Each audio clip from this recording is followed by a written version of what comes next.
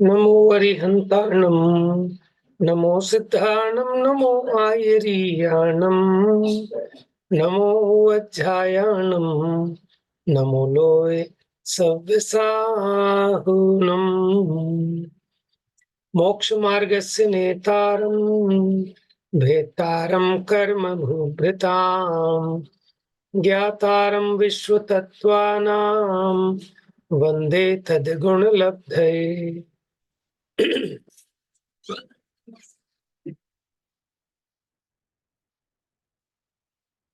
तत्वार्थ सूत्र ग्रंथादिराज 7वें अध्याय पर अपनी चर्चा चल रही है, जहाँ पहली प्रतिमा के अंतर्गत उसके बाह्य शुद्धियां किस प्रकार की होती हैं, उसमें 8 प्रकार की शुद्धियों की चर्चा अपनी कल हुई।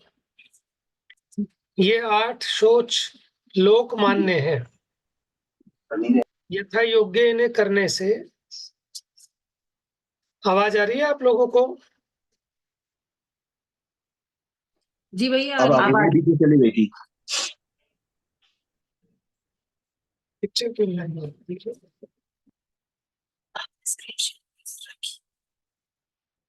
स्क्रीन दिखाई दे रही है आपको? जी भैया दिखाई दे रही है।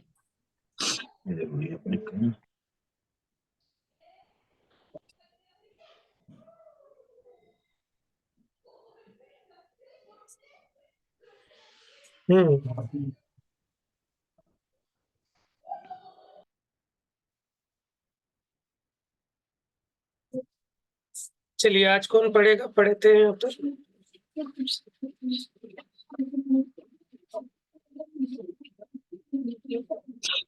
भैया मैं पढ़ूं? हाँ जी, पढ़िए। कहाँ से पढ़ना भैया?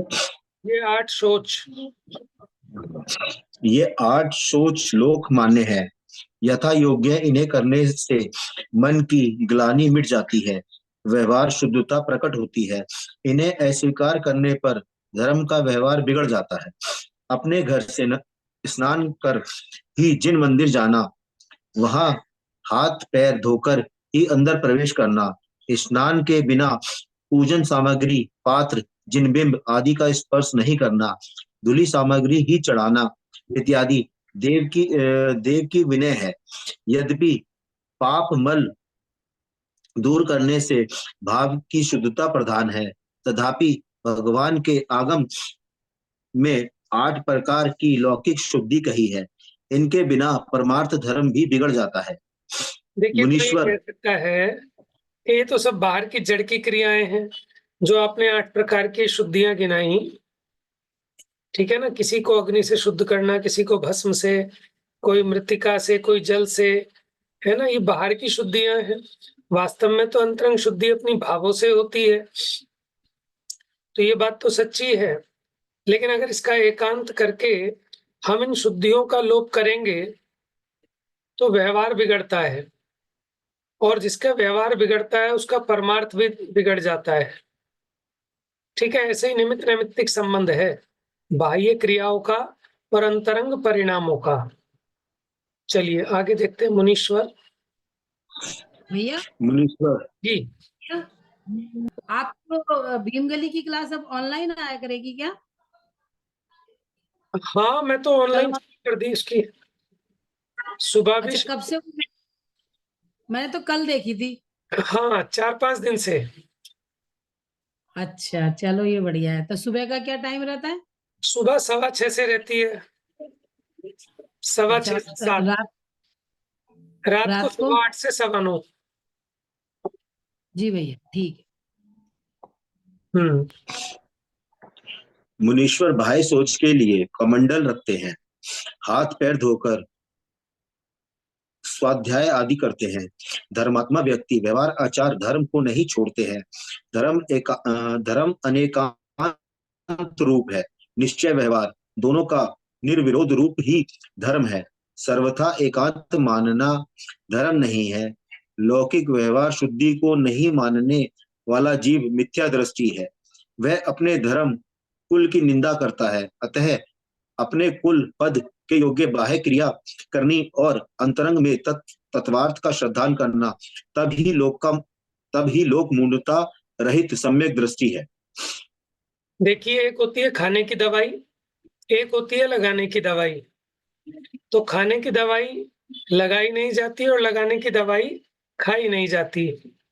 ठीक है? तो जो हम बाह्य शुद्धि की क्रियाएँ बताई हैं, वो सब उपचार और व्यवहार रूप से उसको अंगीकार करना, उसको परमार्थ रूप से अंगीकार करे, तो उसने लगाने की दवाई खा ली। और कोई-कोई जो परमार्थ की चर्चा है, वो परमार्थ को अपने श्रद्धान में तो ग्रहण नहीं करते, लेकिन वचनों में, चेष्टाओं में वो अध्यात्म की चर्चाएँ करते हैं। तो उसमें क्या है कि वो देखो भीतर अंतरंग श्रद्धान की चीज़ है, बाहर कहने की नहीं है। तो उसने खाने की दवाई बाहर लगा ली। तो दोनों के दोनों ही एकांती हैं, मिथ्या दृष्टि हैं। तो जिस अपेक्षा जो निरूपण किया है, उसे उस अपेक्षा अंगीकार करना, अन्य अपेक्षा उसकी स्थिति नहीं बनती। ठीक है? तो निश्चय और व्यवहार दोनों अपनी-अपनी अपेक्षा ग्रहण करने योग्य हैं और इन्होंने तो स्पष्ट लिख दिया कि जो लौकिक व्यवहार शुद्धि को नहीं मानने वाला जीव मिथ्या दृष्टि है। ठीक है? तो अपनी भूमिका योग्य बाह्य क्रिया करनी और अंतरंग में बराबर तत्वार श्रद्धान रखना, वही लोक मूढ़ता से रहित सम्यक दृष्टि है। जैसे जैसे शरीर के केशव, पसीना की अपेक्षा नेत्र, कान का मैल इत्यादि अपेक्षा कफ, लार इनकी अपेक्षा मूत्र इत्यादि अपेक्षा विष्ठा अधिक अशुचि है। इसी प्रकार और भी हीनादिक रूप अशुचि मानने योग्य है। यद्यपि द्रव्यार्थिक न से सभी पुद्गल जाति की अपेक्षा एक समान है। मांस, हड्डी, रुधिर, मल, मूत्र आदि अशुचि परमाणु पृथ्वी, जल आदि में जल चले जाते हैं और जल, पृथ्वी, वनस्पति आदि के पुद्गल मांस, रुधिर, मल, मूत्र आदि रूप हो जाते हैं। तथापि उनकी पर्याय में बड़ा अंतर है। सर्वथा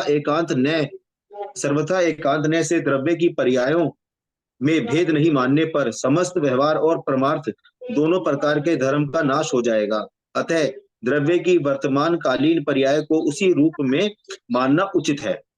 देखिए, एक बार और आपको बताया था, देखिए विष्ठा और हलवा दोनों में कोई अंतर है कि एक ही है? भैया पुद्गल की दृष्टि से तो एक ही है, लेकिन वैसे बहुत अंतर है अब आप पर्याय बताओ, दृष्टि से। जब आपने भोजन करना हो, तो आपको अंतर देखना होगा कि नहीं?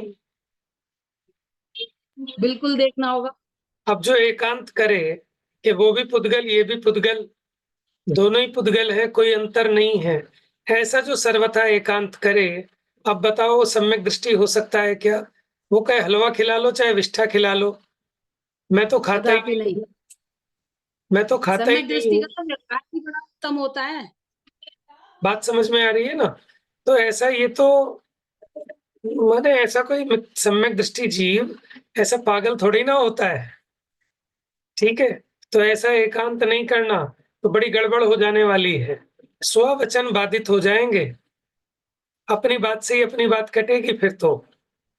तो इसलिए जिस अपेक्षा जो कहा, उसे उसी अपेक्षा समझना। अब देखो जैसे पसीने से ज़्यादा अशुद्ध कान का मैल है, कान के मैल से ज़्यादा नेत्रों के मैल से ज़्यादा अशुचि कान का मैल, कान के मैल की अपेक्षा कफलार ज़्यादा अशुचि, उसकी अपेक्षा मूत्र ज़्यादा अशुचि, उसकी अपेक्षा विष्ठा ज़्यादा अशुचि है। बात समझ रहे हैं? और द्रव्य दृष्टि से देखें, तो हैं तो सभी पुद्गल, लेकिन फिर भी और देखो, ये विष्ठा आदि की खाद बन जाती है, यही फिर वो वृक्ष बन जाता है, आम आदि फल में चला जाता है, लेकिन फिर भी उसकी पर्याय बदलने से कितना अंतर हो गया। एक को हम देखना और छूना भी पसंद नहीं करते और एक को हम खाते हैं। बात समझ में आ रही है? तो ये विवेक तो रखना ही चाहिए। चलिए। पढ़िए।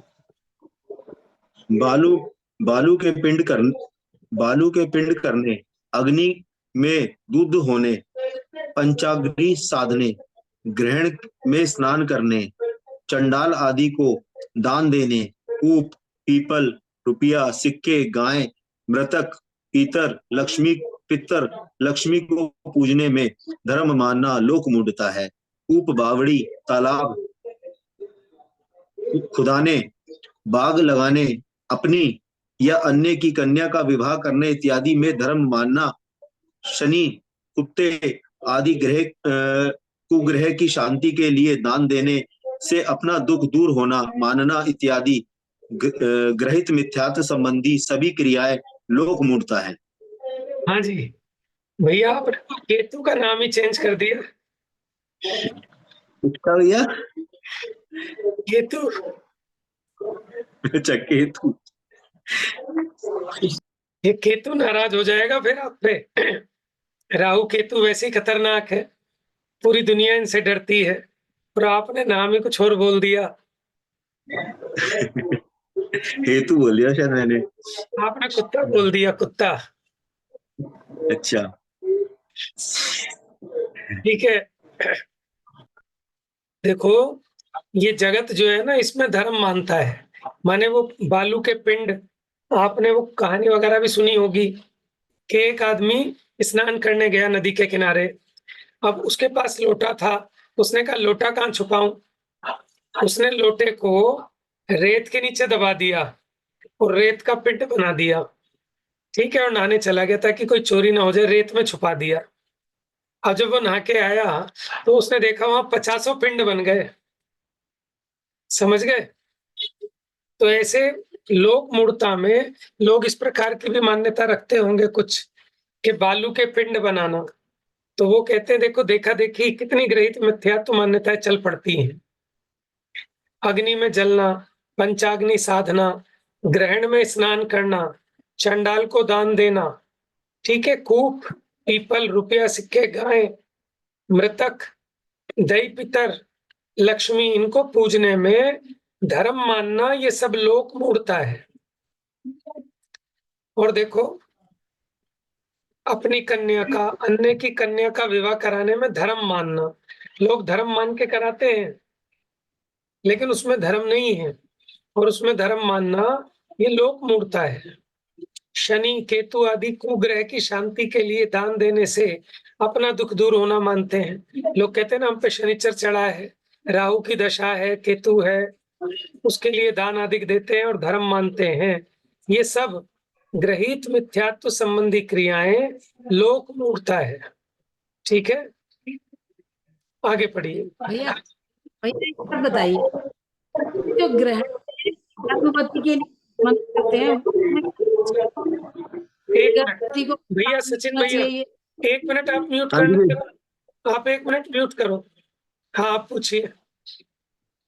भैया मैं ये पूछ रही थी, जो ग्रहण में कहते हैं कि गर्भवती के लिए ये कार्य करना नहीं करना, भोजन नहीं करना, मतलब या कुछ काम नहीं करना, इस चीज में क्या सच्चाई है, झूठ है? हाँ, ये सही है, क्योंकि ग्रहण के काल में अपने को इसी प्रकार प्रवर्तन करना चाहिए जैसे रात्रि आदिक में, क्योंकि उस काल में जीवों की उत्पत्ति विशेष होती है।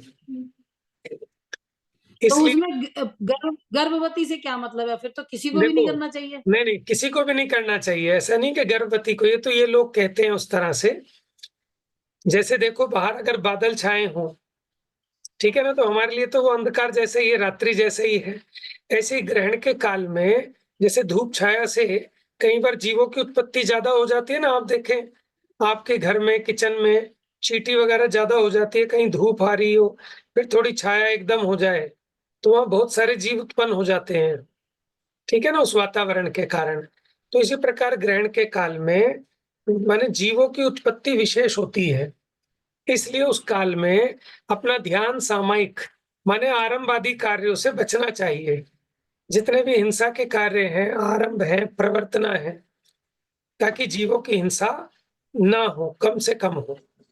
इसलिए बात कही नहीं, जाती ये जो ये कहते हैं कि ऐसे करने से वो गर्भवती के मतलब वो जो बच्चा होता है, बच्चे का होठ कट जाता है, ये हो है। जाता है, हाँ हाँ, अंग ऐसा कहते हीन हो हैं। जाता है, क्या ऐसा ये भी कहते सच हैं है? लौकिक में। अपने धर्म शास्त्रों में तो मेरे ख्याल से नहीं आया इस तरह का, लेकिन लौकिक में ऐसा मानते हैं तो उसके पीछे भी कोई ना कोई रीजन ये रहा कि जब लोग नहीं मानते ना तो लोगों को डराया जाता है, क्योंकि लातों के भूत बातों से नहीं मानते और वो डर के मारे सब चीजें मान लेंगे फिर। और फिर देखो ना, जब जीवों की हिंसा होगी तो उसको पाप का भी बंद होगा, जब पाप का बंद होगा तो उसको ऐसी खोटी संतान पैदा होगी। तो सारा का सारा इंटर रिलेटेड है। तो पुराने बुजुर्गों नहीं, ने वैसे जैसे अदर धर्म के भी लोग होते हैं, वैसे तो उनके यहाँ पे तो खाया ही रात को जाता है, तो ऐसे तो वो तो वैसे ही खोटी हो गई संतान, मतलब ये वो खोटे तो उसके ऐसा हुए क्या तो। है कि वो तो ना इन चीजों में धर्म बुद्धि भी मानते हैं बहुत ज्यादा। वो तो धर्म बुद्धि मान के कि ग्रहण के काल में दान आदि देते हैं, विशेष प्रकार की क्रियाएं करते हैं, तो उनके यहाँ तो बहुत मिथ्या मान्यताएं चलती हैं, ठीक है ना। लेकिन फिर भी मतलब इस ये कोई सच नहीं है इसका मतलब, हाँ, वैसे तो रात्रि बचना के खाने चाहिए। वाला ही बराबर। रात्रि के खाने का ही पाप है, ऐसा कुछ नहीं है जी भाई ग्रहण में है वो फल संवार लिया तो बच्चे का होठ कट जाएगा, हाथ कट जाएगा, ऐसा हाँ, सच ऐसा नहीं नहीं है। है, ऐसा नहीं है, ऐसा नहीं है। ठीक। और जैसे ठीक। स्वाध्याय के कालों में, इन कालों में सिद्धांत ग्रंथों को पढ़ने की मनाही है, ठीक है ना। जैसे मानो उल्कापात हो रहा हो, बहुत बिजली कड़क रही हो, बहुत तेज बारिश हो रही हो, तूफान आ रहा हो, ठीक है, प्राकृतिक आपदा आ रही हो, क्योंकि उसमें अभिनय होती है, आपका उपयोग भी नहीं लगेगा। ऐसे ग्रह आदि में कुछ ना कुछ वातावरण संबंधी भी, ठीक है, और जीवों की उत्पत्ति विशेष होती है, और भी कोई बहुत सारे रीजन हो सकते हैं, ठीक है। इसलिए हमें जो अपने ग्रंथों में जो आज्ञा है उसका पालन करना चाहिए, जी भैया, ठीक ठीक है। हाँ भैया, आप पढ़िए आगे, अनम्यूट कर लीजिए। जी भैया। मिथ्यात्व के दो भेद हैं, ग्रहित अग्रहित। मुख्यतः मनुष्य पर्याय में अन्य के उपदेश से बाह्य लोक मूढ़ता संबंधी क्रिया करना ग्रहित मिथ्यात्व है, तथा स्वयमेव अतत्व श्रद्धान रूप अतत्व श्रद्धान रूप भाव होना अग्रहित मिथ्यात्व है। जैसे धान की शाली का कुछ तुष दूर होने पर ही लालिमा दूर होकर श्वेत चावल प्राप्त होता है, उसी प्रकार कुदेव आदि को पूजने आदि लोक मूढ़ता रूप ग्रहित मिथ्यात्व छूटने पर ही अग्रहित मिथ्यात्व छूटकर सम्यक्त होता है। जी, अब मैं समझाता हूँ, आप इतने म्यूट कर लो भैया। हाँ, ठीक है। देखो, मिथ्यात्व के दो भेद हैं, ठीक है। जो नए लोग हैं वो ध्यान से सुनिएगा। एक होता है ग्रहित मिथ्यात्व, एक होता है अग्रहित मिथ्यात्व। जैसा उसके नाम से स्पष्ट है, ग्रहित माने नवीन ग्रहण किया, और अग्रहित माने नवीन ग्रहण नहीं किया, अनादि से ही है ऐसा। ग्रहित मिथ्यात्व किसी को देखकर, ठीक है, किसी का उपदेश सुनकर, किसी अन्य के निमित्त से होता है। लेकिन जो अग्रहित मिथ्यात्व है वो किसी को देख सुनकर नहीं, क्योंकि वो तो अनादि का ही है, स्वयमेव है, ठीक है। ग्रहित मिथ्यात्व में ये देव मूढ़ता, गुरु मूढ़ता, लोक मूढ़ता आती है। ग्रहित मिथ्यात्व में क्या होता है, देव शास्त्र गुरु संबंधी मिथ्या मान्यता, वो आती है ग्रहित मिथ्यात्व के अंतर्गत। और अग्रहित मिथ्यात्व में सात तत्व संबंधी भूल आती है। जैसे मैं शरीर हूं, ये आपने किसी को देखकर नहीं सीखा, सुनकर नहीं सीखा, ये तो अनादि से ही है जीव को, तो ये अग्रहित मिथ्यात्व है, ठीक है। पांच इंद्रिय के विषयों में सुख है, ये हमने किसी के उपदेश से नहीं सीखा, ये सभी जीवों को अनादि से ही है। परिग्रह जुटाने की बुद्धि, ये सभी जीवों को है बिना किसी के सिखाए, तो ये अग्रहित मिथ्यात्व है। और ग्रहित मिथ्यात्व में ये जो नए नए काम करने चालू कर दिए, ठीक है, खोटे देवी देवता आदि को पूजना, बाने आदि निकालना, जड़ पदार्थों को पूजना, गाय आदि त्रियंचों को पूजना, पीपल पूजना, शाही दवात बही खाता पूजना, ठीक है, ये सब देख देख कर सीखता है जीव, ये ग्रहित मिथ्यात्व में आता है। तो पहले ग्रहित मिथ्यात्व छूटता है, तब अग्रहित मिथ्यात्व छूट सकता है। एक उदाहरण दिया, कौन समझाएगा उस उदाहरण को? यहाँ उदाहरण दिया ना, तुष का, शाली का, चावल का, भैया इसका मतलब ये है ना, मतलब चावल के ऊपर धान है, तो पहले धान हटेगा तभी तो चावल मिलेगा। या जैसे यूं कह दो कि एक रस्सी में दो गांठ बंधी हुई है, या जैसे ये कह लो कि बनियान के ऊपर शर्ट पहनी हुई है, तो पहले शर्ट उतारेंगे तभी तो बनियान उतरेगा। बिना राइट, शर्ट उतरी नहीं तो बनियान कैसे उतर जाएगा? तो ऐसे ही जब बिल्कुल हमारा मोटा मोटा ग्रहित मिथ्यात्व भी नहीं गया, तो अग्रहित मिथ्यात्व तो फिर क्या ही समझ में आएगा? बराबर। जैसे देखो, धान कहते हैं चावल को, माने जो चावल छिलके आदि सहित है उसको कहते हैं धान। अब उसके ऊपर पहले तुष को हटाया जाता है, छिलके को, फिर उसके ऊपर ना एक लाल लाल सी लालिमा होती है, फिर उस लाल कवरिंग की छिलाई होती है जिसको हम कहते हैं पॉलिश। एक्चुअल में पॉलिश नहीं होती, वो जो लाल लाल होता है ना उस पे बारीक बारीक, तो वो लालिमा की छिलाई की जाती है, घिसाई की जाती है, तब वो लालिमा हटती है। तो लालिमा हो गई मान लो अग्रहित मिथ्यात्व, और जो तुष है, तुष माने छिलका, वो हो गया ग्रहित मिथ्यात्व। अब पहले छिलका उतरेगा तभी आप उसकी वो लालिमा को दूर कर सकते हैं। जब तक आपने छिलका ही नहीं हटाया तो लालिमा कैसे दूर करेंगे?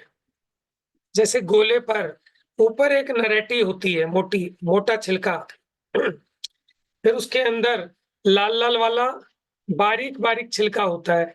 कुछ बच्चे ऐसे होते हैं कि वो कहेंगे कि ये भी हटा के दो, तो पहले तो आप बाहर का कवर हटाओगे तभी तो वो भीतर की वो लालिमा हटा पाओगे गोले में भी, ठीक है ना? तो इसी प्रकार ये क्रम जानना। आगे पढ़िए। व्रति शावक प्रश्न। व्रति भाई शावक अपनी कन्या ये का फिर विवाह। तो हमारे तो हर भव में नया नया हो सकता है। क्या जी? ग्रहित मिथ्यात्व तो फिर हर भव में या उसी भव में नया नया हो सकता है, और अग्रहित जो मिथ्यात्व है वो तो सेम ही चलता रहता है सभी अनादि का तत्वों ही में। चल रहा है। तो बराबर। ग्रहित तो नया उत्पन्न हो सकता है ना हमें। जी, जी। देखो, अभी आप ठीक। हिंदू मत में पैदा हुए तो आप उस तरह की क्रियाएं करने लगते हो, और फिर मुस्लिम धर्म में पैदा हो गए तो आप उससे उल्टी क्रियाएं करने लगते हो। पहले आप हाथ ऐसे धोते थे, फिर आप हाथ ऐसे धोने लगे। समझ में आया? पहले और आप शरीर को मैं मानना तो इसको किसी धर्म से मतलब नहीं है, सभी जानवर भी मान रहा है, जानवर भी मान रहा है कि बिल्कुल शरीर ही मैं हूँ। चारों गति में सही है। बात। ठीक है। हाँ जी, पढ़ो पहले। प्रश्न। एक मिनट, व्रत पढ़िए। पढ़ूं? व्रति श्रावक अपनी कन्या का विवाह, बाग लगाना, कूप खोदना, मकान बनाना इत्यादि कार्य करता है या नहीं? यदि करता है तो यह निषेध कैसे किया, और यदि नहीं करता है तो उसके गृह कार्य कैसे चलते हैं? देखिए कितना अच्छा प्रश्न किया, क्योंकि ऊपर ये बात चली थी कि आपने मना किया था कि ये सब कुआं खुदाना, बाग लगाना, कन्या का विवाह करना, तो क्या सम्यक दृष्टि ये काम नहीं करता क्या? अगर नहीं करता तो फिर उसका व्यवहार कैसे चलता है, उसकी गृहस्थी कैसे चलेगी? है समाधान, पढ़िए। व्रति श्रावक यह सभी कार्य करते हुए भी उनमें धर्म नहीं मानता, पाप कार्य ही मानता है, परंतु अभी इन पापों का वह त्यागी नहीं है। कन्या का विवाह करता है, कन्या दान नहीं देता है, क्योंकि त्रस जीवों का दान नहीं नहीं होता है। पाप कार्यों में धर्म मानने का भाव मिथ्यात्व के तीव्र उदय में होता है, वह इसके नहीं है। सुनो, जैसे कन्या है, वो भी तो त्रस जीव है ना। 2 इंद्रिय से 5 इंद्रिय तक के जीव त्रस कहलाते हैं। तो देखो, व्रति श्रावक ये सब कार्य तो करता है, लेकिन जानता है कि ये पाप कार्य है। अभी वो इन पापों का त्यागी नहीं हुआ, लेकिन इनमें धर्म नहीं मानता। ठीक है, कन्या का विवाह तो करता है, लेकिन कन्या का दान नहीं देता, क्योंकि त्रस जीवों का दान नहीं होता। बात समझ में आई ना? जैसे अन्य मतियों में, हिंदुओं में कहते हैं ना, आइए साहब कन्या का दान कीजिए, तो हमारे यहाँ कन्या दान नहीं होता। बात समझ में आई ना? क्योंकि त्रस जीवों का दान थोड़ा ही होता है। तो पाप कार्यों में धर्म मानना ये तो मिथ्यात्व के तीव्र हृदय में होता है। देखो कदाचित कोई पुण्य कार्य में धर्म माने, ठीक है, ये तो ठीक है, आप समझना। देखो एक व्यक्ति तो पुण्य क्रियाएं कर रहा है और उसमें धर्म मान रहा है, ठीक है, उसको भी मिथ्यात्व तो है, लेकिन एक को ऐसा मिथ्यात्व है कि कर तो पाप रहा है, उसमें धर्म मान रहा है। दोनों में अंतर है कि नहीं है? एक तो बहुत बड़ी बात है, एक बहुत तो बड़ी बकरे बढ़िया को बात बचा है। के, ठीक है, बकरे को बचा के धर्म मान रहा है और एक बकरे को मारकर धर्म मान रहा है। बताओ, एक के तीव्र मिथ्यात्व है, ठीक है ना, एक के कितना तीव्र मिथ्यात्व है। अब आप समझना, मैं कोई इसका पोषण नहीं कर रहा कि दया दान पूजा में धर्म माने वो सम्यक दृष्टि है तो मिथ्या दृष्टि। लेकिन आप फिर भी देखो दोनों में अंतर है कि नहीं है? ठीक है, हम किसी अपेक्षा कहते हैं कि उसने बकरा काटने में धर्म माना, तुमने बकरे को बचाने में धर्म मान लिया। अंतर क्या है दोनों में? तो ये एक अपेक्षा से कथन समझना, ठीक है ना। वो पाप भाव में धर्म मान रहा है, तुम पुण्य भाव में धर्म मान रहे हो। धर्म को नहीं पहचान रहे, इस अपेक्षा दोनों एक जैसे हो, ठीक है। लेकिन अगर करना ही पड़े तो भैया मारना नहीं, बचाने का भाव करना, और सम्यक दृष्टि को भी बचाने आदि का भाव आता ही है, ठीक है। तो हर ये जगह वही बात होगी ना, जैसे अभी विष्ठा और हलवे का एग्जाम्पल दिया आपने, कि वैसे तो जब जब मैं आत्मा मान रही हूँ अपने आप को, तो कुछ भी मेरे खाने लायक पदार्थ नहीं है। लेकिन अगर मुझसे ना रहा जाए, खाया ही जाए, तो हलवा खाना है, विष्ठा थोड़ी खानी है। बराबर। तो ऐसे ही निमित्तों से कार्य तो होता नहीं, कार्य तो उपादान से होता है। तो कोई सोचे कुदेव को पूजे चाहे सुदेव को, क्या फर्क पड़ता है? टीवी देखे चाहे शास्त्र पढ़े, क्या अंतर है तो पर में ही। तो भैया वो इस अपेक्षा कहा कि तू शास्त्र के नाम पर भी अपने स्वरूप में नहीं जाता, शास्त्र की आड़ लेता है, शास्त्र का बहाना बनाता है। उसको इसलिए कहा, इसलिए नहीं कहा कि शास्त्र छोड़ के टीवी देखने लगे। बुरे काम का तो पहले ही निषेध कर दिया। बराबर। उस भले काम को छोड़ के ये थोड़ी कहा कि तू बुरे में जा, भले काम को छोड़ के ये कहा कि तू अपने में आ। हाँ, ये छल करता है ना अपने साथ, किसी दूसरे के साथ हाँ, नहीं, स्वयं के साथ ही छल करता है। अपने को ही ठगता है, किसी दूसरे को नहीं ठगता। चलिए भैया आगे पढ़िए। देव मूढ़ता। देव मूढ़ता। धन की प्राप्ति हेतु राज्य, संपदा, स्त्री, पुत्र की वांछा में से रोगी, रागी, द्वेषी, मोही देव की सेवा आदि करना देव मूढ़ता है। राज्य, संपदा आदि सुख साता वेदनीय कर्म के उदय से और धन की प्राप्ति लाभांतराय कर्म के क्षयोपशम से होती है। भोजन, पानादि भोग सामग्री भोग अंतराय और स्त्री आदि उपभोग सामग्री उपभोग अंतराय कर्म के क्षयोपशम अनुसार प्राप्त होती है। इन कर्मों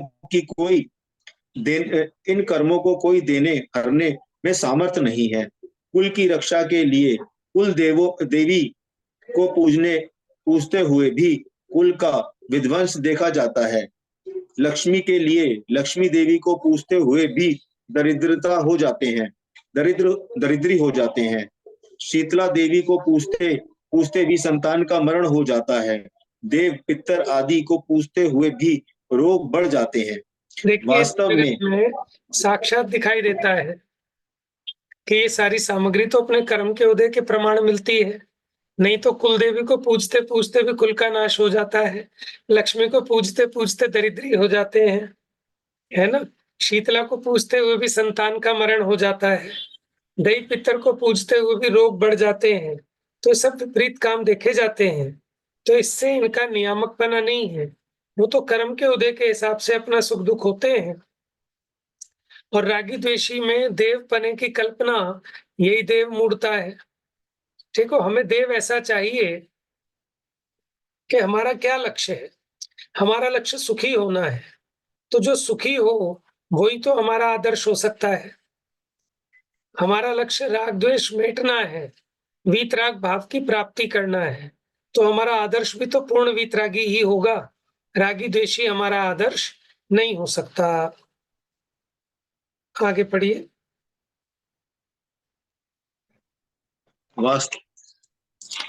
वास्तव में इस जीव को कोई लक्ष्मी नहीं दे सकता है, क्योंकि कोई भी देव, दानव, देवी, त्रियंच, मनुष्य, स्वामी, माता पिता, भाई, बंधु, स्त्री, पुत्र, मित्र, औषधि आदि उपकार अपकार नहीं कर सकते हैं। ये सभी तो बाह्य निमित्त मात्र है। उपकार अपकार आदि सभी कर्माधीन है। कोई किसी का उपकार करना चाहता है, फिर भी अपकार हो सकता है, तथा अपकार करना चाहता होने पर भी उपकार हो जाता है, क्योंकि इसमें प्रधान कारण पुण्य पाप कर्म का उदय है। पढ़िए पढ़िए भैया, आगे पढ़िए, पूरा कर लीजिए इसको। देखो, सीता जी के शील प्रभाव से अग्नि का कुंड जल रूप हो गया। सीता जी को सिंहासन पर बैठा दिया। सुदर्शन का उपसर्ग टला। नीली, मनोरमा आदि के देव देवियां सहायक हुए। ऐसी हजारों कथाएं शास्त्रों में विद्यमान हैं। इससे विपरीत मुनीश्वर ऋषभ देव को 7 माह 8 दिन पर्यंत आहार नहीं मिलने पर भी देवों ने आकर किसी को आहार विधि नहीं बताई। दीर्घकालीन गृहस्थ दशा में उनकी सेवा करने वाले देव उस समय उन्हें कैसे भूल गए। देखो, भरत, पांचों बाहुबली कल्याणक में आदि। आते हैं भगवान के। गर्भ कल्याणक में आ गए सारे देव, जन्म कल्याणक में आ गए, तब कल्याणक में भी आ गए। लेकिन 7 महीने से मुनिराज आहार की विधि नहीं मिल पा रही, तब वो देव भी सो गए। बताओ। लोग कहते हैं ना हमारी बहुत अप्रोच है, हमारी बहुत जानकारी है। ठीक है, बताओ, दिल्ली में तो साक्षात दिखाई देता है कि जब राजा भी जेल जा सकता है तो प्रजा का क्या होगा। कौन किसको शरण है, समझ में आया? देखो भैया, इसीलिए अपने कर्म सिवाय जीव को कोई ना सुख देता कुछ भी। ठीक है, कोई सुख दुख नहीं दे सकता। हाँ, पढ़िए भैया।